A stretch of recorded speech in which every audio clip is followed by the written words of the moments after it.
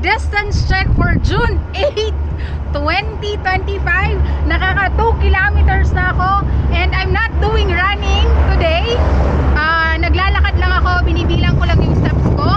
And ayun, so far okay naman. 12:30 na ng tanghali dito, mainit na pero kailangan ko tong gawin kasi gusto ko lang. So kayo, paalala, kung lalabas kayo, huwag nyong kalimutan maglagay ng sunscreen. Tapos mag-enjoy lang and drink water. At ayun lang, enjoy nyo lang yung ginagawa nyo. Do physical activities para sa katawan nyo. And always try and try hanggang sa makuha nyo kung ano yung gusto nyo at ma-achieve nyo kung ano yung goals nyo. At syempre, enjoy nyo yung buhay nyo.